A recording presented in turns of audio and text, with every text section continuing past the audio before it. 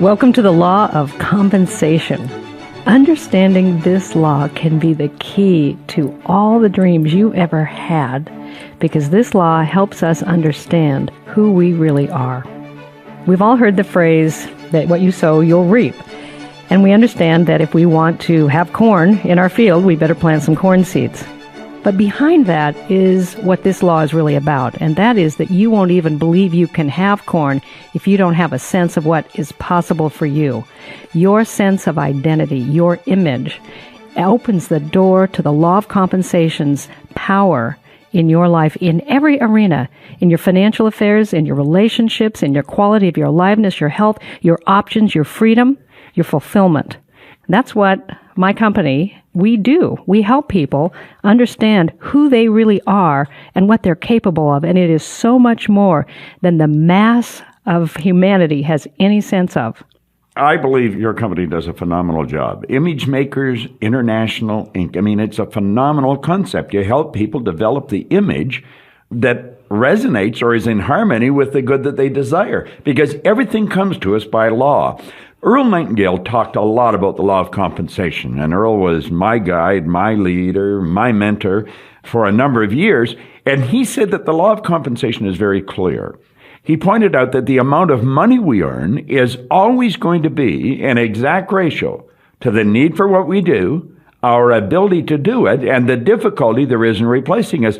Now, for most people, there is a need for what they do. There is a need out there, and they very likely had nothing to do with the creation of the need. I know in my business, in your business, the need is there for what we do. There's a tremendous need everywhere you go in the world.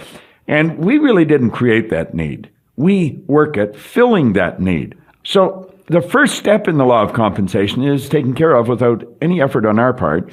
And if we look after the second step, the third one's going to be taken care of. Now, the second step is our ability to do it. It's the need for what we do, our ability to do it, and then the difficulty there is in replacing you. Now, if we become very good at doing what we do, our stock is automatically going to go up. We're going to be very difficult to replace. Now, there's no one that's indispensable, but some people are very difficult to replace. Like, I'm quite sure if I talk to anyone in your company, they would tell me, you're very difficult to replace. I know in my company I am. And I believe that's the image people have to have of themselves, because their behavior, the results they get, is nothing but the manifestation of the image that they do have of themselves. And I've always really admired the work you do in helping people establish a true identity, establish the image that's in harmony with what they want. Very few people do that. Now, Raymond Hollywell pointed it out here. He said, sooner or later, we must come face to face with this law of compensation. And inevitably, our own comes to us, and only what is our own. As we apply this law to life and watch its certain results. And then I think we want to ask ourselves a couple of questions. Are we satisfied with the good we are receiving? That's a good question. Are we getting fair returns for our efforts?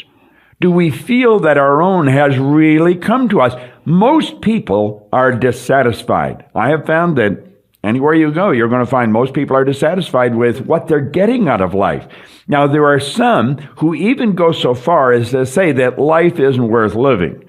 Now, I don't see a lot of those people, but I'm quite certain they're around, since I used to be one of those people a long time ago. Now, the great majority declare that injustice is in the world, and more especially in our own lives, that unhappiness, sickness, poverty exist through our living. I think that's where the service that your company provides is invaluable.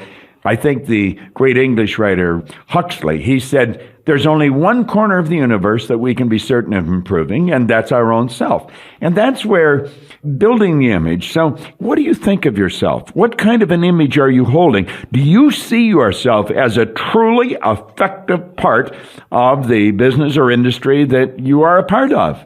Because if you don't, you've got to change that image. Because your company's nothing but the manifestation of the image that you hold. So this law of compensation is really important. It's very important. So Hollowell goes on and he says, in the study of the laws of truth, and that's what we're doing in these lessons together, is the laws of truth exist. They are everywhere present. They are immutable. And what we are doing by the study is a systematic unlocking of their power in our lives. So the study of the laws of truth, we learn to apply them so they will dissolve all our adverse thoughts and conditions. The mistakes of a schoolboy do not come through the wise operation of the law. They come through miscalculation. And in this section, Hollowell talks about how in the school of life, it is no different than in the school of grade school, high school, graduate school. It doesn't matter how much school you go to, you are introduced to a curriculum of understanding. If you're taking math classes, you are introduced to a whole study of math, and you receive a problem a day, knowing that the law of mathematics is bigger than the problem you're facing. And through your study of the law, you are then able to apply your information, your education, and you find a way to solve that problem, and you then execute the law in a way that dissolves any problem. It's the same thing in the law of living. The laws of successful living are exactly the same as the laws of science. The supply and the possibility for you and for me is ever the same and always at hand. But it's our problem to change the use or the application of the law in order to bring about the conditions that better offer and serve what it is we're wanting to bring forth. Raymond Hollowell made it quite clear that when you're talking about the law of compensation, he said the purpose of this lesson is to show you that you can use the law to lift yourself out of the place where you are to the place where you rightfully belong. Now, think of this for a moment. It's clearly stated everywhere you look. It doesn't matter what religion you might study or where you go in science. You are the highest form of creation on the planet. You are God's highest form of creation. There is nothing that will equal you. Now, I don't know if that's the image you hold of yourself, but that is the truth about who you are. So you have to ask yourself, do you want to move out of where you are to the place where you rightfully belong? Because you can have anything you want. Your right place is where you can enjoy success and plenty. Now, this is natural. As the law intended, your failures to realize these things is a miscalculation. It's a mistake. So if you're not getting everything you want, then there's a mistake being made. And you've got the wrong image of yourself, and you're not relating to the law the right way. See, the law does not need to change. Success and prosperity does not need to be made. It always is, but you, in turn, must change. I pointed out that change is inevitable, but personal growth is a choice. And we're suggesting that you lock into this law and make this choice now. Then your affairs will follow that change. Now, where do you change? Well, the seat of all movement, the controller of all activity is your thought. It goes right back to your corporation, Mary. It's the image. You see, the key to every person is their thought. Emerson pointed out that many years ago. He said the key to every man is his thought. The controller of all activity is your thought. And you bring your thoughts together to build the image. What kind of an image are you holding of yourself? You see, the key to successful living is the right adjustment of your thoughts, the image that you're holding.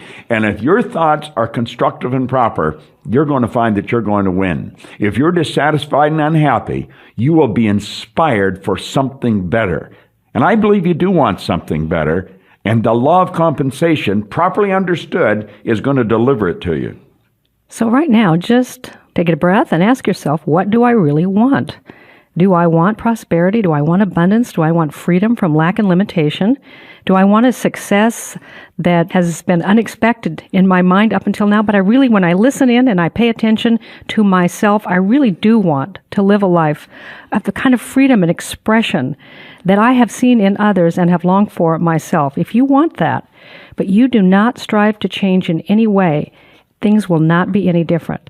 It doesn't matter what the pattern has been, it will continue to be, because you will design your life either by default or by intelligent design, a design that you choose, and then you pattern your life according to that new design.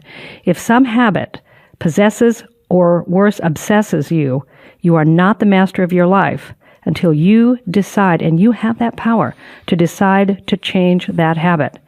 Now, if you've been brought into the world and you experience lack and limitation, and your whole patterning of your upbringing brought you to believe that life is a struggle and there's never enough and we need to meager out our little bit in the world, It's a pattern of ideas. It's not how the world is. There are many, many people who live and die and never know anything different from what's been handed down to them. But once you've changed your vision, your image of what it is you would like to bring forth, and you make a decision systematically, the conditions will change. Only when you cease to recognize a condition do we cease to attract it. So the only way we can cease to recognize things like lack, limitation, here it is to change our minds about it. If you go to somebody's home, you're going to find all homes different. Some of them are going to be neat or tidy or clean or orderly, bright. Some are going to be dull and gloomy, disorderly, dusty. The home is a reflection of the ruling mind of its owner. Its appearance speaks of the keeper's mind. So if you're working for success, look at your home. If order is the first law of the universe, and it is, then it must also be your and my first application. So no lack of money is an excuse for a disorderly home. Clearing the clutter in our home, even one drawer at a time, one cupboard at a time, one closet at a time, systematically begins to clear the mind. We begin to be more expansive in our thinking. If you wish for a better home, a finer environment, nicer furnishings, whatever it is, alter your mind right where you are. And you begin to notice that you start attracting, being aware of, and then really and authentically experiencing better things. You know, Mary, I've often mentioned when you get into a person's car, you can get a pretty good idea of what's going on in their mind. If their car's nice and neat and tidy, you know that they've got order in their mind. Now, if it looks like they're moonlighting in the garbage business, you know that there's a real problem upstairs. And you know, Raymond Hollywell talks about a couple that operated a fish store in their neighborhood, and he said they neglected to keep the store tidy. They were not always courteous in their dealings, nor prompt with their deliveries. And becoming discouraged from repeated losses, they finally closed the business, selling what equity remained. Now, the couple who bought the failing business and the fixtures moved in, rolled up their sleeves, scrubbed the room, cleaned the whole place up, making it appear attractive and prosperous. They attracted business at once. They established a name for quality food, cleanliness, and courtesy. Their business, in spite of former conditions, steadily grew until it was necessary to lease another room and increase the size of the store. Now, some years have passed, and these people have enjoyed an enviable success in the same business and location where others had failed. You see, the law helps those who help themselves. How many times have we heard that? The law of compensation always works that way. Now, do you remember the second step that Earl Nightingale talked about? He said the need for what we do, our ability to do it. Well, when you perform your task to the very best of your ability, when you've done the best that you can do, you know you're on the right track. Now, otherwise expressed, you grow more capable and efficient. You become better, and thereby show your growing superiority. And the law is that he who becomes better will attract the better and be given the greater things to do. You're going to become very difficult to replace. When you make up your mind, you do as the new owner of that fish store did. You give it everything you've got. You're going to be very difficult to replace, and when you're difficult to replace, your stock goes up. You're worth more. See, you were always worth more. Everybody's worth more. It's they got to get this law of compensation working in their favor. The principle involved here is that when you become too large for your present place, you begin to draw yourself to something larger, and you cannot attract the better until you first become larger.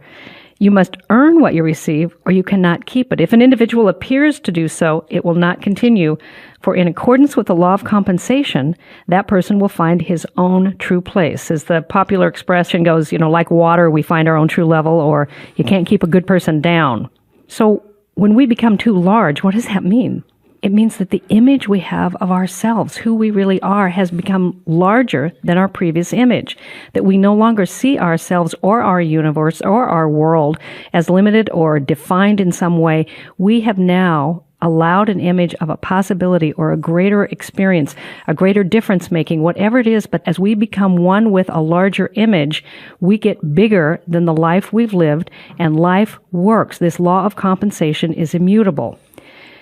If your office and where you work is cluttered up with papers, magazines, bundles, or if you are running a business, or if your employer's desk is stacked with mail and some of it a week old, it creates a carelessness. It creates a clutter throughout the entire organization. The organization, whether it's your home, your family, your workplace, always reflects the mind of its chief. The law of compensation works up and down a corporation. It doesn't just work in the warehouse or for the laborer. It works for the executive. It works for everyone. Everyone is subject to this law. I think too often we're raised to blame conditions and circumstances.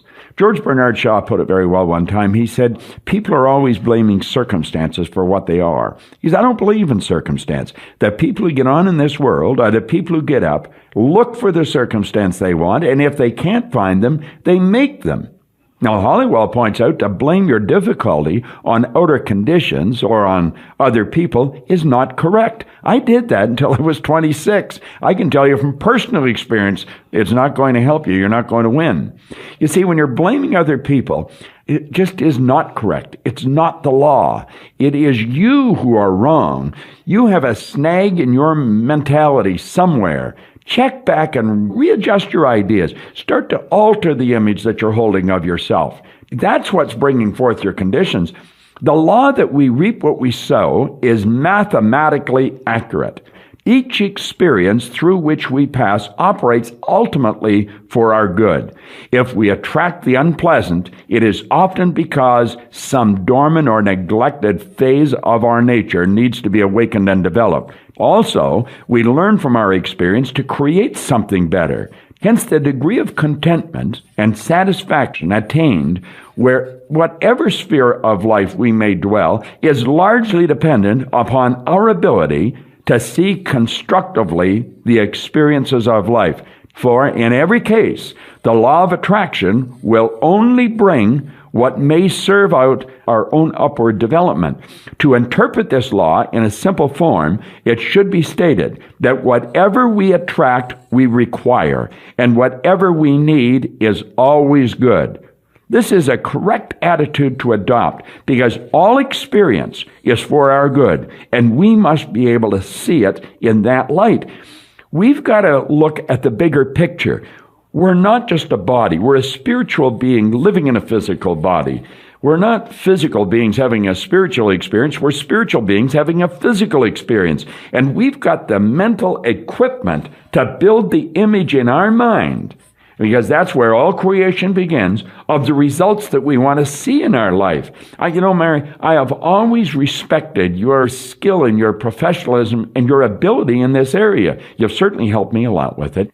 So in this next phase of what Hollowell is teaching us about the law of compensation, he's saying that, while you're pursuing this practice, you may not always be precise and you may not always have exactly the results you're desiring, but what will happen is that over time, if you stay true to the law of compensation will stay true to you, which means that you will be steadily building up in your own mind and your own character a greater sense and experience of harmony and beauty and strength and abundance in all the important ways.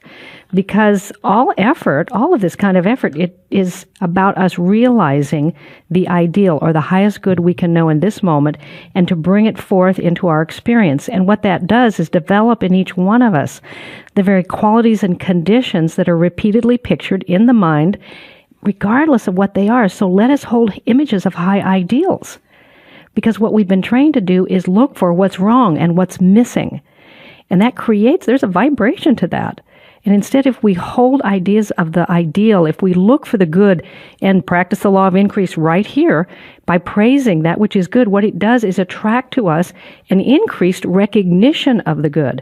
It also helps us see all of the support that is here and available to us, all the opportunities. Every one of us walk past opportunities every single day, and there's an opportunity cost that when we understand, we can actually measure what we have left on the table. We walked right by it. Not because a good wasn't there, not because the abundance wasn't there, but we were not in harmony with it, so we couldn't even see it. So we crowd out all inferior thoughts by superior thought. Superior thought has a much higher frequency to it. You'll feel it in your body. You'll feel more expansive. You'll feel your shoulders relax. You'll feel your forehead relax, your chin relax as you lean into and open up to your communion, your connection with the truth. It was Eleanor Roosevelt who once said, "All the water in the world cannot drown you unless it gets inside of you." So that which would drown our dreams, that which would drown our abundance, our experience of it, are thoughts of negativity, littleness, criticism, condemnation, and we crowd those out by focusing on and bringing in superior thoughts. So learning to think constructively of all persons and all events and all things and all circumstances. We learn to appraise them from the ideal point of view. And as we do this, we gradually transform our whole existence for the better. So as we train ourselves to mentally look for the good, we move towards the good. And as we form higher and larger conceptions of the good, this is natural. So this process, however, doesn't imply that we ignore what's missing or what's wrong. It's just that we're not focused on it. We're not so interested in it. We notice it so that we can change it, just like the empty place or the undeveloped state of being.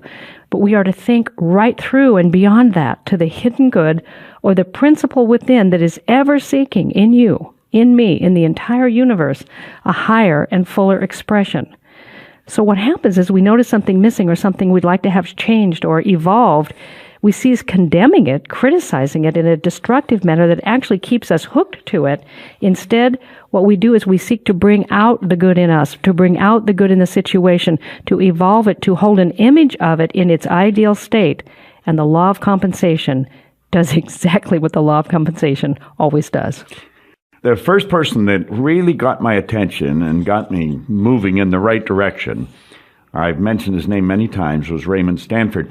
And what he really did, he got me to take a look at the results I was getting. It's very easy for us to be moving at warp speed and really not pay attention to the results that we're getting. We're busy. We think the idea is be busy, work hard. And of course, that's not the idea at all. We want to check and find out about the results. Like if you're in a room and the room's cold, you know you've got to turn the thermostat. And if you don't, there's no sense in complaining about the cold. Well, that's what Ray Stanford said. In fact, he put an R on a sheet of paper and he said, let that represent results. And then he put 2 H's and a W. And he said, this is happiness, health, and wealth. And then he got me to start to pay attention to what I was doing. Well, Raymond Hollywell suggests that right in this session. He said, whatever we possess today is our just reward. Very often, it doesn't make us happy. It certainly didn't make me happy. We're dissatisfied with it, but still it remains ours. That doesn't change it because you're unhappy with it. Now, this fact would prove hopelessly discouraging were it not for a great truth that teaches us how to be free from every difficulty, released from all bonds, absolved from every debt. If you want success in living life, you must exercise an intelligent discrimination of your thoughts. As you so well put it in all your programs, you've got to take a look at the image you're holding, because the image is nothing but the manifestation of thoughts in your mind. Now, when you talk hard times, money scarcity, limitation, you're sowing that type of seed. And what kind of harvest do you expect to get? What would you expect if the farmer was sowing thistle seeds and then complained because his field didn't bring forth wheat? You'd say, dumb farmer. Didn't he know that he could only expect what he planted? Well, why don't people understand that? Why do so many people complain about the results? Never make an assertion, no matter how real it seems to be to you, if you do not want it reproduced or continued in your life. Do not say money is scarce. I always say I'm so happy and grateful now that money comes to me in increasing quantities through multiple sources on a continuous basis. And so it is, and that's the way it works. Well, Hollywell is saying, don't say money's scarce. The very statement would send money away from you. There's an abundance of money. There's an abundance of everything. Do not say that times are hard. This will tighten your purse strings so tight that even God will not be able to slip in another coin. And don't say that you're not loved or not interested in other people's lives. truly, you will lose their interest and their love. See yourself. Build an image. See yourself with the good that you desire. If you're building a corporation, see the company that you want built. I had an image of a company that operated globally when I was sitting in a den in Glenview, Illinois by myself. I had no one working in my company. I was the company, but I had an image of that company operating all over the world. And now we have a company that is a holding company that has a number of companies operating all over the world. Why? Because that's the image I built. I didn't know how it was going to happen, but I knew it was going to happen. You don't have to know how it's going to happen, but you know it will happen, and it'll happen by law, and the compensation you receive is going to come by law. That's what this session's all about. It's about the law of compensation. Well, I love your story about how you built your company, because you have been such an inspiration, not only to me, Bob, but to thousands and thousands of people by your willingness to apply the law, your study of Think and Grow Rich and the other materials that when you say these things that we should study this, it's not just words. If anyone hangs out with you very long at all, they see you carry the book, you're actually reading it, you do spend this time, and that's the encouragement to us. You can hear this law of compensation, but what is your image? What is your image of what it is you'd like to experience? And give yourself some room. Breathe into it. Ask yourself, if I could wave a magic wand, if I could live the life I want, what would I create? In every area, and specifically for the area of compensation, to be compensated in rich and rewarding relationships, to be compensated in vital, alive, energetic health, to be compensated in the financial world that is in harmony with your gifts and talents. No one is repeatable. Just as rare and unique as your own thumbprint is, this universe knew what it was doing when it made you. And you are made of the stuff of the universe. The spirit of the universe is creativity itself. So use that creativity, allow that creativity to move up and rise up in you. If you want a better home, if you want a different business, if you want freedom in your financial area, let that image begin to form itself and gather the flesh of repeated ideas and repeated feelings about it. What would it be like to live that life? And then as best you can, step into that life imaginally. As you conclude this lesson, spend a few minutes walking around as the person who is living the life you're imagining, and begin to feel what that feels like. And then allow yourself to realize this takes time, just like you're building. If you were going to build your dream house, you began to draw the architecture of it on a piece of paper, and you began to gather the materials, but you knew that if you kept systematically at work with the principle of building, you could build any house you choose and have money for. Well, the universe has written you a blank check. You can decide, you can design, and you can build. Raymond Hollowell brings out something here that I have been studying for a long time. And I think the person that really brought it to my mind was Wallace Wattles in The Science of Getting Rich, where he talks about competition not being a good thing. A lot of people think it's a good thing. I personally don't give it much energy one way or another, but he pointed out in Philadelphia, he used an example of a man boasted that he was a success. He rose above his competitors. He drove them off the street, some of them out of business. He founded his business upon competition. But I learned only recently that his business had dwindled down to the place where he was forced to close out and move to a smaller town. You see, the law of compensation works slowly but surely. One cannot build upon the substance or on the virtue that another has created. What we're really talking about here is competition versus creation. Now, if you're competing, you're not creating. If you're creating, you're not competing. And I like the idea that we really understand this law of compensation, and that we get into the creative aspect of our mind and we give it everything we've got, realizing that the universe is going to reward us. Now, I was going to say it takes a fair amount of faith. I'm not talking about blind faith. I'm talking about faith that's based on understanding. And we have to know that if we step out and we give everything we've got to what we're doing, but then we help anyone else that's doing it. I've always had the opinion in my business that anybody that was coming into this business, I would help them any way I could. All I'm really doing is helping myself when I do that. You see, the law says give and you'll receive. In fact, I think that's how this lesson started. Whatever you sow, you reap. You don't have to worry about someone beating you. When you're dealing with the infinite, you can never take more than your share. We're raised to work on an idea of limited supply and competition.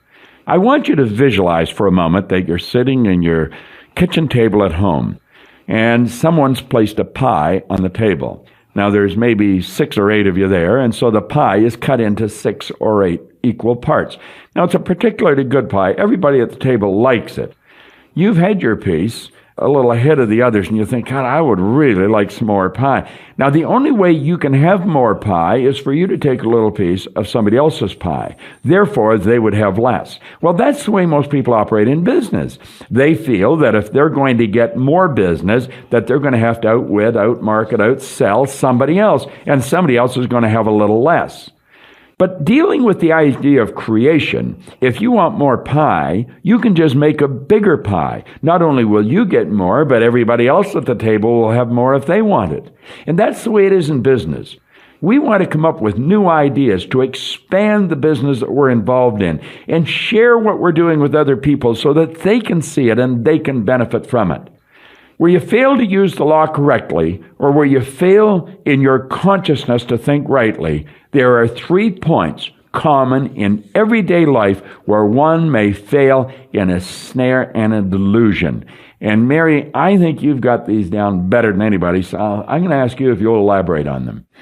There are 3 steps here that Hollowell says are really essential in how we hold our mind in such a way, how we hold our thinking, that actually gives us access to the frequency that is most in harmony with the law of compensation.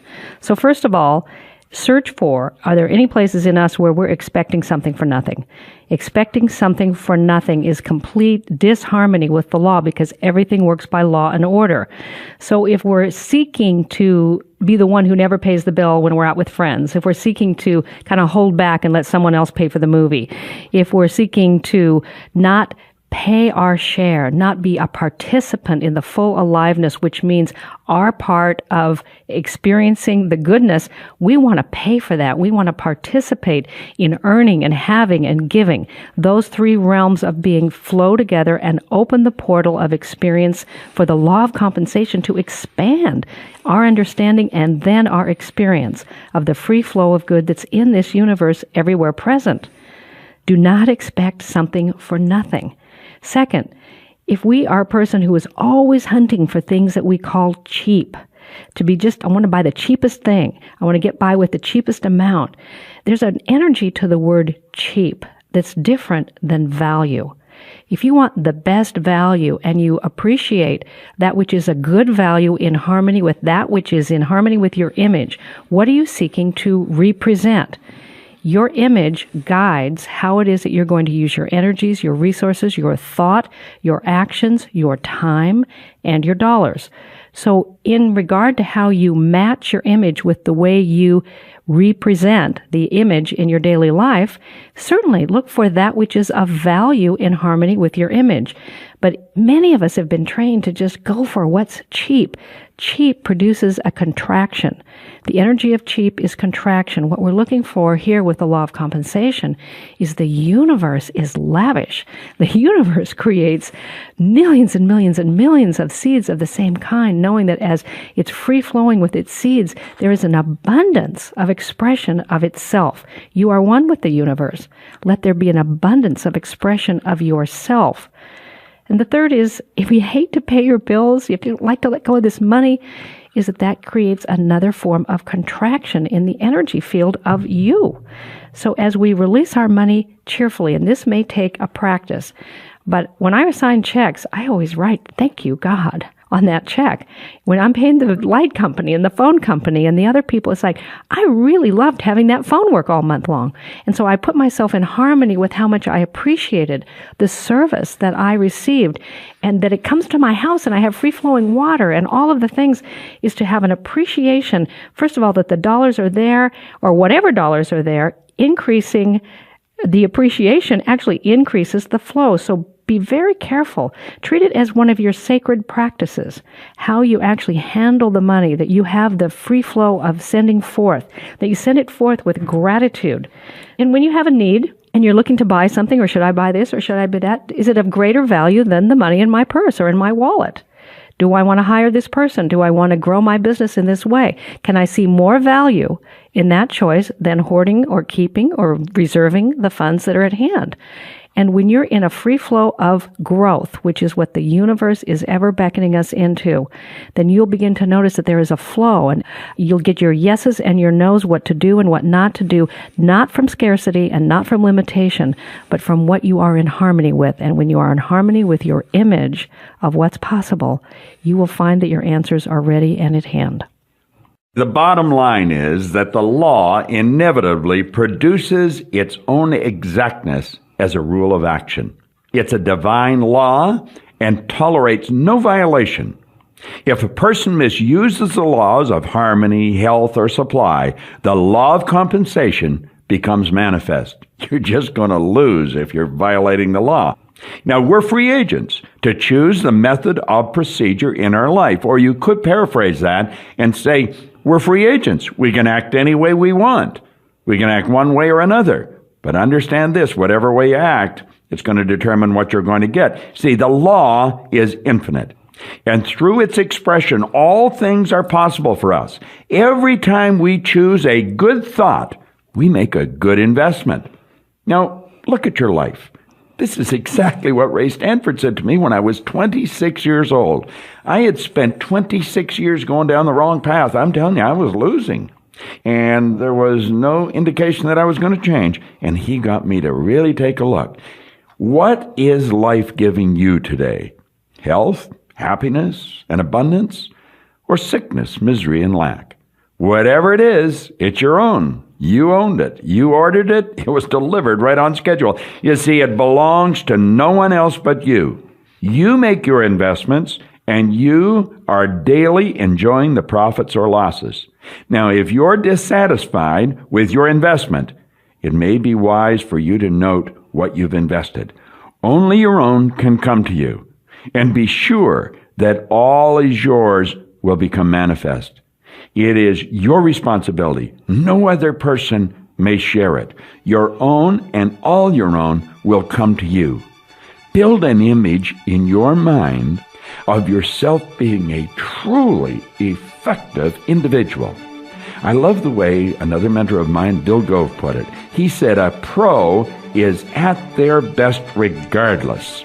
Raymond Hollywell ended this particular session with these words. He quoted John Burroughs. I rave no more against time or fate, for lo, my own shall come to me. And he's right. And your own shall come to you. Make sure that what you're sowing is going to bring you the harvest that you desire, because you can have anything you want. That's the beauty of the law of compensation. This is Bob Proctor. And Mary Morici. Thank you.